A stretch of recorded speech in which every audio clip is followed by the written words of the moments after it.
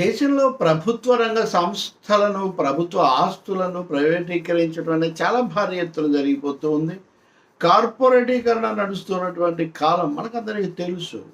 ప్రభుత్వ సంస్థలనే కాకుండా ప్రభుత్వ అధికారులను కూడా ప్రైవేటీకరణ చేయటం అనేది ఇంకా మరింత విపరీతం.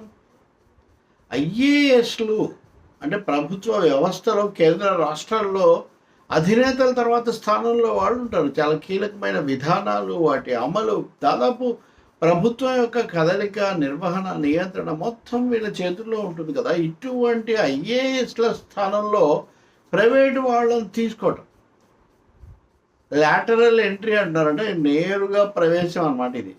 ఈ లాటరల్ ఎంట్రీ అనేది 2018 నుంచి మొదలుపెట్టారు. ఇప్పుడు 5వ తీసుకుంటున్నారు. 5వసారి చూడండి మీరు, 5 సార్లు. ఇప్పుడు 45 పోస్టులకు కేంద్రం ఇది ఇచ్చింది, నోటిఫికేషన్. ఇందులో కనీసం 10 జాయింట్ సెక్రటరీ స్థాయి పోస్టులు, ఇంకో 35 డిప్యూటీ సెక్రటరీలు, డైరెక్టర్ల స్థాయి పోస్టులు. అంటే చాలా ఉన్నత స్థాయి వ్యవహారాలు ఇవి. ఎందుకయ్యా తీసుకున్నారు? 2017లో నీతి ఆయోగ్ సిఫార్సు చేసింది, మనము ఇలా చేయాలి. ఎందుకంటే ఐఏఎస్ల కొరత ఒకటి, రెండవది అసలు ప్రైవేట్ టాలెంట్ మనం ఉపయోగించుకోవాలి కదా. వాళ్ళు చాలా సమర్థులైన అధిక నిపుణులు అక్కడ ఉన్నారు, వాళ్ళని తీసుకోవాలి కదా అని ఒక సిద్ధాంతం తీసుకొచ్చారు. కొరత అందామా? నిజమే.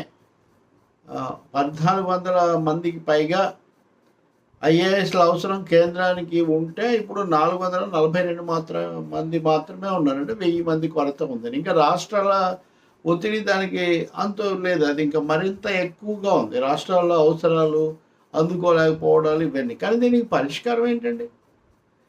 ఇంకా త్వరితంగా రిక్రూట్మెంట్ జరిపి టాలెంట్ పూల్ పెంచుకొని సమర్థులైన వాళ్ళకి అవకాశాలు ఇస్తామా, లేదా ప్రైవేట్ రంగంలో పనిచేసే వాళ్ళను ఉన్న ఫలానా లాటరల్ ఎంట్రీ పేరుతో జాయింట్ సెక్రటరీగా, సీనియర్ సెక్రటరీస్గా చేస్తామా? ఈ మధ్యనే కదా ఐఏఎస్లకు అర్హతలు ఏంటి, అనర్హతలు ఏంటి, రిజర్వేషన్లు ఏంటి, ఇలాంటి వివాదం కూడా నడిచింది. సుప్రీంకోర్టు వర్గీకరణ మీద తీర్పు కూడా చెప్పింది. ఇవన్నీ నడుస్తున్నాయి ఒకవైపున. అంటే ఉన్న ఉద్యోగాల కోసమే ఇంత పెనుగులాట జరుగుతుంటే అత్యున్నతమైన దాదాపు ప్రతి వాళ్ళు కూడా కలలు కనే ఉద్యోగమైన ఐఏఎస్ స్థాయిలోకి ప్రైవేట్ వాళ్ళను ఉన్న ఫలానా ప్రవేశపెట్టడం ఎలాంటి నీతి? ఇక దీనికి కొంతమంది ఏపీ కోణం జత చేస్తున్నారు. ఆంధ్రప్రదేశ్లో ఇప్పుడు డజన్ల మంది ఐఏఎస్, ఐపీఎస్లను పనులు లేకుండా వెయిటింగ్ లిస్టులో పెడుతున్నారు కదా. మరి దేశంలో ఇంత కొరత ఉంటే ఏపీలో ఇలా ఎందుకు చేస్తున్నారు? ఇది సరైనదేనండి. నిర్దిష్టమైన కారణాలు, ఫిర్యాదులు, ఆరోపణలు ఉన్నప్పుడు వాళ్ళని పక్కన పెట్టడం వేరే విషయం. కానీ ఎవరు వచ్చినా ఇదే కదా చేస్తారు అని. అసలు ఒక పార్టీ అధికారంలో ఉన్నప్పుడు వీళ్ళు వాళ్లకు కొమ్ము కాశారు అని తర్వాత వచ్చిన పార్టీ, అధికారంలోకి వచ్చిన పార్టీ వాళ్ళని పక్కన పెట్టడం ఒక ఎత్తు. కానీ ప్రైవేట్ వాళ్ళే నేరుగా వచ్చిన తర్వాత వాళ్ళు ఎవరి తరఫున పనిచేస్తారు? ప్రైవేట్ సంస్థల్లో వాళ్ళు పనిచేస్తున్నప్పుడు వాళ్ళకి ప్రైవేట్ ఇంట్రెస్ట్లు ఉండవా? ఇలాంటి ప్రశ్నలు అడగకూడదు ఇప్పుడు. ఎందుకంటే సమర్థత వీళ్ళు చాలా సమర్థులు. అంటే ఇప్పుడు పనిచేస్తున్న ప్రభుత్వ ఉద్యోగులు, అధికారులు వీళ్ళందరూ సమర్థులు కాదు. ప్రైవేట్ వాళ్ళు వేరే కార్పొరేట్ నేపథ్యంతో, బ్యాకింగ్తో వచ్చిన వాళ్ళంతా మొత్తాన్ని తలకిందులు చేసేస్తారనమాట. దీని మీద చాలా నిరసన వచ్చింది. చాలా తప్పు నిజానికి. సీక్రెసీ కూడా, ప్రభుత్వ వ్యవహారాలకు ఉండాల్సినటువంటి సీక్రెసీని, గోప్యతను కూడా పోగొడుతుంది. ప్రైవేట్ వాళ్ళు వచ్చి ఉన్న పలానా పని చేరిపోతేటైతే ఇంకా ప్రైవేట్ రంగానికి, ప్రభుత్వానికి తేడా ఏముంది? పోటీ కూడా నడుస్తూ ఉంటుంది కదా వాటితో. అందుకని రాహుల్ గాంధీ ప్రతిపక్ష నాయకుడు, కాంగ్రెస్ నాయకుడు, ఆయన ఒక ప్రకటన చేశాడు.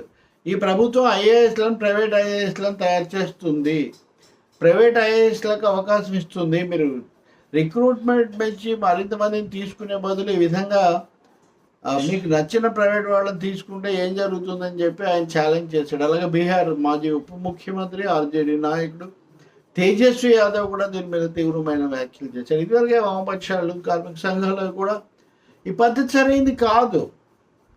అంటే ప్రభుత్వ వ్యవహారాలను కార్పొరేట్కు వెల్లడించేలా తెలిసిపోయే ఒక పరిస్థితికి అవకాశం కల్పిస్తుంది. వ్యక్తిగతంగా ఒకరు మంచి వాళ్ళ చెడ్డ వాళ్ళ సమస్య కాదు. ఈ పద్ధతి, ఈ మనుషులు, ఈ ధోరణి కాబట్టి ఈ రెండు కోణాలు కూడా ఐఏఎస్లతో సక్రమంగా ప్రజల కోణంలో, ప్రజాస్వామ్య కోణంలో పని చేయించుకోవటం ఒకటైతే, అది సరిగ్గా జరగడం లేదు, వాళ్ళే అనేక అవకతవకలకు పాల్పడుతున్నారు, అనేక సార్లు పాలకులు ఒత్తిడికి లొంగిపోతున్నారు, వాళ్ళని పక్కన పెడుతున్నారు, ఇది ఒకటి జరుగుతుంటే, ఇంకోవైపున అసలు ప్రజాస్వామ్యం, ప్రజల తీర్పు, ఎన్నికలు, రిక్రూట్మెంటు, పోటీ పరీక్షలు ఈ ప్రసక్తే లేకుండా స్ట్రైట్గా నేరుగా ఆకాశం నుంచి దిగొచ్చినట్టుగా వాళ్ళను అత్యున్నత కార్యదర్శులు అట్లాంటి పోస్టుల్లో కూర్చోబెడితే ఇంక వ్యవస్థకు భద్రత కానీ, గోప్యత కానీ, బాధ్యత కానీ ఏముంటాయండి? తీవ్రమైన ప్రశ్న ఇది. ఒకవేళ మీరు ఇప్పటికే కన్సల్టెంట్ల పేరుతో డజన్ల మందిని నియమిస్తున్నారు, వాళ్ళకి ₹1,00,000 జీతాలు ఇస్తున్నారు. గతంలో కూడా జగన్మోహన్ రెడ్డి సలహాదారులను చాలామందిని పెట్టుకున్నాడని విమర్శ ఉంది. కానీ ఈ కన్సల్టెంట్ ప్రక్రియ కూడా అదే కదా. ఏకపక్షంగా మీకు నచ్చిన వాళ్ళని మీరు పెట్టుకుంటూ పోతే ఇంకా అసలు సీనియారిటీ ఏమైపోతుంది? అప్పటివరకు కష్టపడి చేసి మాకు ప్రమోషన్ వస్తుందని చూస్తున్న అధికారుల పని ఏమవుతుంది? అలాగే కీలకమైన అంశాలు ఈ బయట నుంచి వచ్చిన వాళ్ళకి అప్పగిస్తే ఉన్న వాళ్ళ యొక్క సమర్థతకు అవకాశం ఎప్పుడు వస్తుంది? ఈ ప్రశ్నలన్నీ ఇక్కడ ఉన్నాయి.